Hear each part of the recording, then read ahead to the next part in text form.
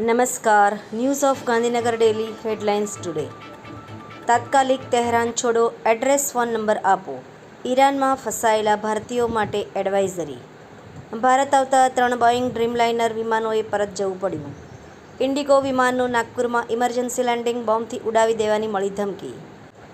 ભારતમાં કોરોના વકર્યો. 24 કલાકમાં 11 દર્દીઓના મોત. કેરળમાં સૌથી વધુ. સીઝફાયર નહીં, કંઈક મોટું થવાનું છે. G7 સમિટ અધવચ્ચે છોડ્યા બાદ ટ્રમ્પના નિવેદનથી સસ્પેન્સ. પાયલટની અંતિમ વિદાયના ભાવુક દ્રશ્યો. તસવીર પર હાથ ફેરતી રહી પત્ની દીપિકા. મેમાં બેકારીનો દર વધીને 5.6%. NSO. તંત્રીલેખ. કંપનીઓનું ચોખ્ખું દેવું 6% વધીને ₹37.4 લાખ કરોડ. ઈરાન ઇઝરાયલ યુદ્ધ લાંબુ ખેંચાયું તો ક્રૂડ ઓઇલના ભાવ જ નહીં, ભારત પર થશે આ 5 અસર. ચાલુ માસમાં એશિયન ચલણો સામે રૂપિયાનું સૌથી ખરાબ પ્રદર્શન.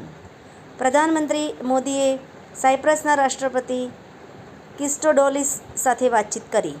વેસ્ટ વેલી સિટીમાં સામૂહિક ગોળીબાર. સેન્ટેનિયલ પાર્કમાં વેસ્ટફેસ્ટમાં અનેક રાઉન્ડ ફાયર કરાયા. ભારતે તેના નાગરિકો અને વિદ્યાર્થીઓને ઈરાનમાં ખસેડ્યા કારણ કે ઇઝરાયેલના હુમલાથી તહેરાન હચમચી ગયું. યુપીમાં અમરોહા અત્રાસી રોડ પર ખેતરોની વચ્ચે આવેલી ફટાકડાની ફેક્ટરીમાં આગ. કોલંબો 2025 મહિલા વર્લ્ડ કપમાં 11 મેચનું આયોજન કરશે. ભારત 5 સ્થળોએ રમશે.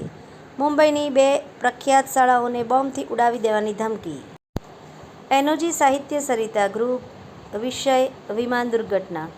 એના ઉપર સર્જકોની સાહિત્યિક સ્વરચિત રચનાઓ. SBS કર્મચારી પરિવાર દ્વારા રેડક્રોસ હોસ્પિટલ અલંગને ₹9 લાખનો ચેક હોસ્પિટલમાં સોલાર સેવાઓ માટે અર્પણ કરાયો. જેક્સનવિલે, ફ્લોરિડાએ 16 જૂનને શ્રી રવિશંકર શાંતિ અને આરોગ્ય દિવસ તરીકે જાહેર કર્યો છે.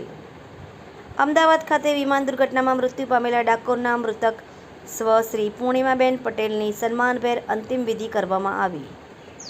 બોટાદ જિલ્લાના ગઢડા તાલુકામાં સૌથી વધુ 14 ઇંચ જેટલો વરસાદ વરસ્યો. રાજ્ય સરકાર પેઢીનામા સહિતના દસ્તાવેજો સામે ચાલીને પૂરા પાડીને સ્વજનોને મદદરૂપ થઈ રહી છે.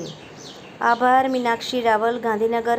ન્યૂઝ ઓફ ગાંધીનગર દૈનિક જન ફરિયાદ ન્યૂઝ.